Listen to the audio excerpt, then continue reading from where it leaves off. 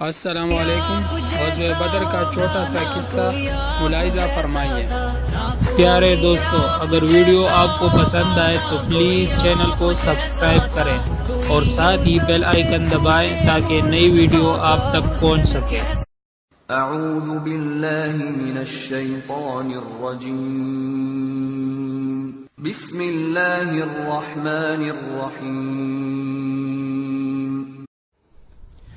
السلام علیکم ورحمۃ اللہ وبرکاتہ۔ محترم ناظرین کرام، اس وقت ہم بدر میں موجود ہیں۔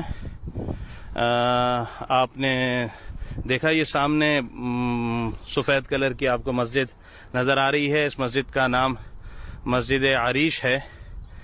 عریش کہتے ہیں خیمے کو، چھپڑ کو۔ یہی وہ جگہ تھی جہاں رسول اللہ صلی اللہ علیہ وعلی آلہ واصحابہ وبارک وسلم تسلیما کثیرا کثیرا کا خیمہ مبارک لگایا گیا تھا، جہاں سے آپ بدر کا پورا معائنہ کر رہے تھے۔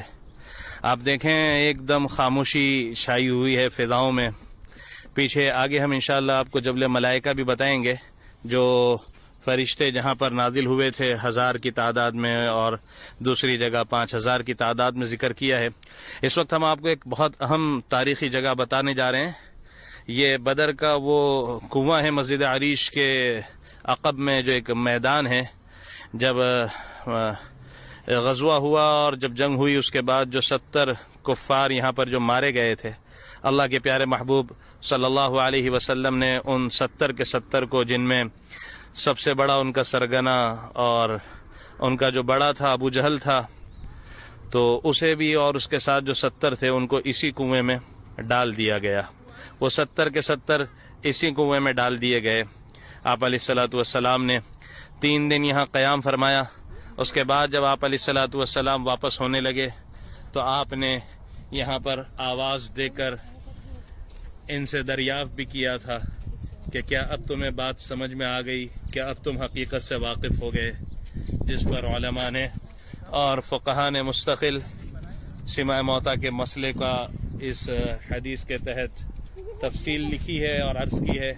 بہرحال یہ بدر کا وہ وسیع و عریض میدان ہے۔ آج 13 شعبان المعظم 1440 ہجری یہاں پر ہم موجود ہیں مع اہل و عیال کے۔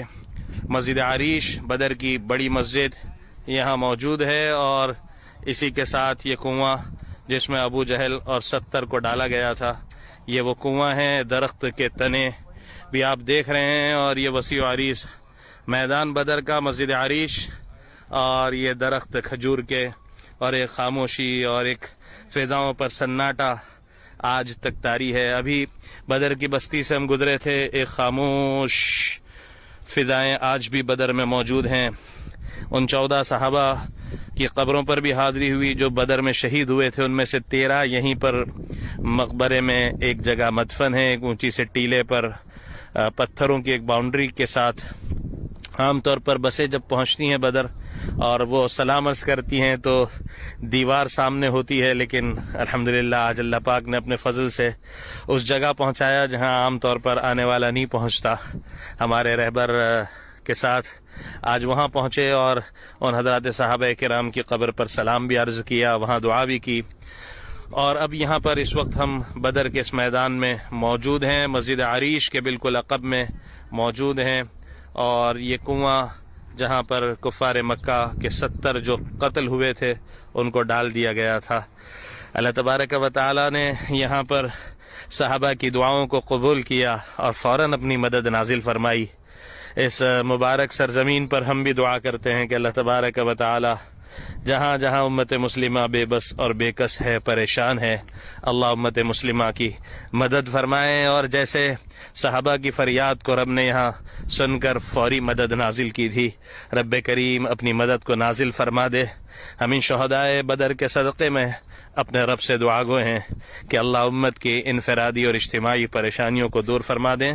جزاکم اللہ، والسلام علیکم ورحمۃ اللہ وبرکاتہ۔ صدق اللہ العظیم۔